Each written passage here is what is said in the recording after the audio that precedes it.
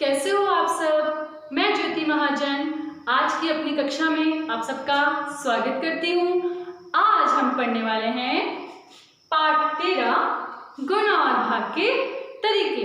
लेकिन उससे पहले एक कहानी। एक राजा था जिसका नाम था जयंत। उसके पास एक खजांची रहता था जिसका नाम था मणिरत्नम। आप ये सोच रहे होंगे ये खजांची कौन है। बच्चों, खजांची वो होता है जो पैसों का और लेन देन का हिसाब किताब रखता है। राजा ने किसको कितने पैसे देने हैं, किससे कितने पैसे लेने हैं, उसके पूरे राज्य का वो हिसाब किताब वो खजांची रखता था। अब राजा के पास तो बहुत सारे लोग थे। कोई मंत्री था जो राजा के दरबार में रहता था, कोई घुड़सवार था जो राजा के रथों को चलाता था, उनके घोड़ों को चलाता था, कोई रसोइया था जो राजा के दरबार में खाना वगैरह बनाता था, कोई माली था जो फूलों की रखवाली और बाग बगीचों की रखवाली करता था। अब बच्चों, इतने सारे लोग तो थे लेकिन वो बिना पैसों के तो काम नहीं करेंगे ना, उन्हें कुछ ना कुछ तो पैसे देने ही पड़ते थे ना।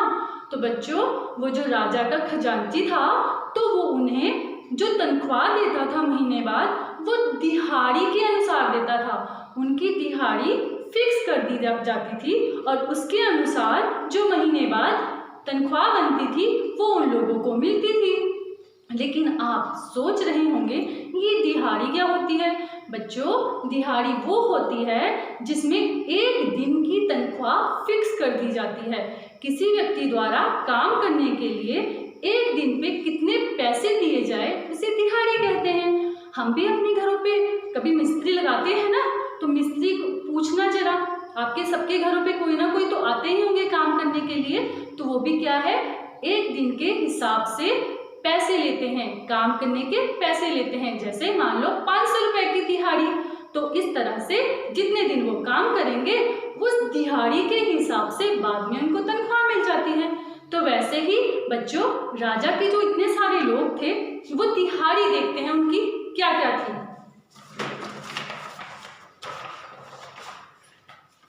देखो बच्चों, राजा का जो माली था उसकी दिहाड़ी थी 57 रुपए, यानी कि एक दिन पे काम करने को उसे 57 रुपए मिलेंगे।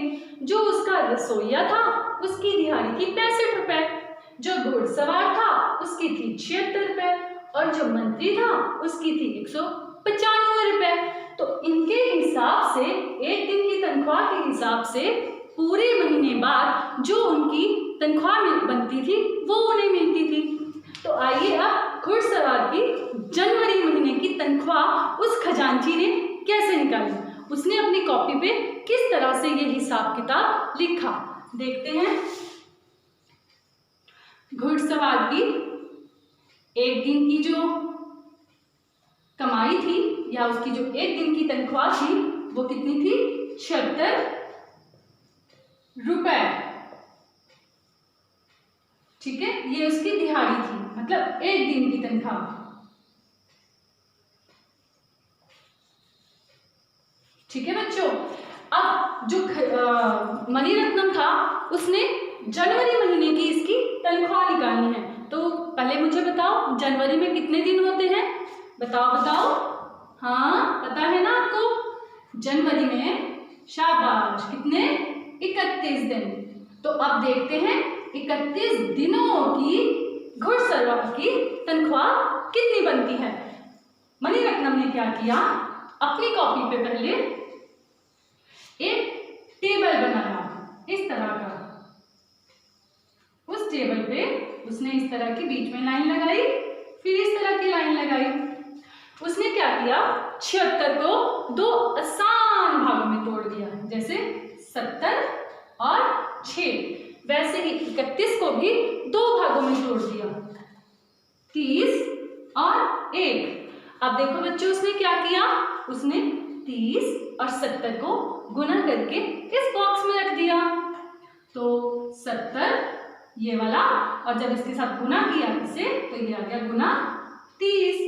वैसे ही जब 30 अब 6 से गुना करेगा तो ये वाला 6 गुना ये वाला 30।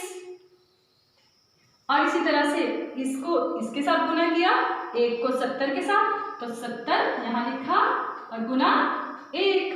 वैसे ही 6 यहाँ लिखा और 6 के साथ इसे गुना किया 1 को, तो 6 गुना 1। समझ आया यहाँ तक? आसान है ना? तो अब उसने क्या किया, 70 को 30 से गुना करने के लिए उसने ये वाला शून्य और ये वाला शून्य यहाँ लिख दिया। इसका शून्य यहाँ आ गया, इसका शून्य यहाँ आ गया, और 7 तिये 21। हाँ, 7 तिये 21, तो 70 गुना 30 हो गया 21। ऐसे ही 6 गुना 30 करने के लिए उसने पहले इसका शून्य यहाँ लिख दिया, और अब क्या बचा, सिर्फ इसके पास 3 बचा ना, तो 6 तिये 18। हाँ, शाबाश बच्चों। तो 180 आ गया। अब मुझे बताओ 70 एकम 70। शाबाश। किसी भी संख्या को 1 से गुना करने पर वही संख्या आती है। और 6 एकम 6। Very good.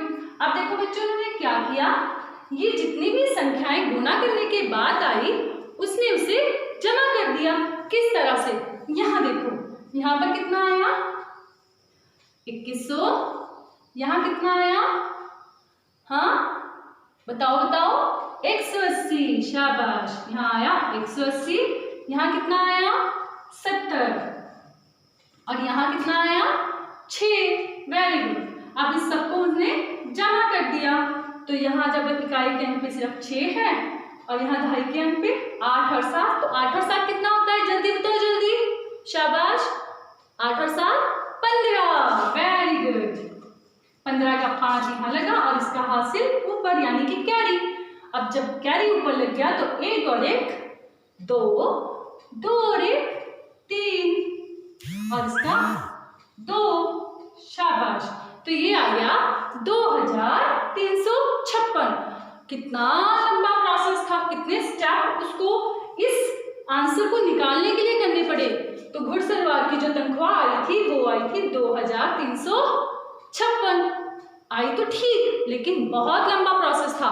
तो यही सब हिसाब किताब उसकी बेटी बेला देख रही थी। तो उसने कहा, पिताजी इस सवाल को करने के लिए या इस तनख्वाह को इस तरह से निकालने के लिए कोई और तरीका भी है जिसमें सिर्फ 2 बार गुना करना पड़ता है। तो आइए देखते हैं वो कौन सा तरीका था। मैं इसे मिटा रही हूँ। नोट कर लिया है ना कॉपी पे? तो मैं इसे मिटा रही हूँ। और बेला ने क्या किया, बेला ने कहा कि पिताजी पहले हम 76 को वैसे का वैसे ही लिखेंगे, इसको गुना 31 से करेंगे। उसने गुना करने के लिए क्या बताया कि 76 को तो नहीं तोड़ेंगे, लेकिन 31 को 2 भागों में तोड़ देंगे, जैसे मणिरत्नम ने किया था। कैसे? 30 और 1। उसने पहले 1 के साथ इस 76 को गुना किया। तो यहाँ देखिए आप, 1 से जब 76 को गुना किया, 1 छिके 6, 1 7 7।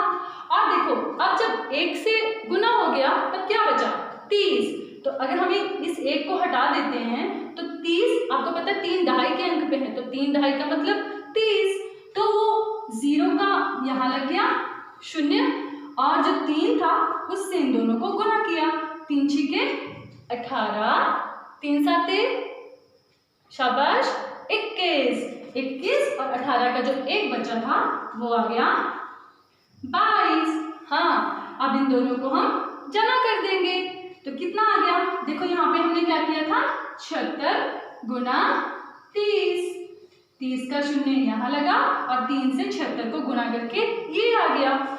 6 को 0 से जमा किया तो 6, 7 और 8 15, इसका 1 हासिल, 1 और 2 3, और यहाँ पर आ गया 2। तो ये भी कितना आंसर आया, जो मणिरत्नम का आया था, कितना 2356।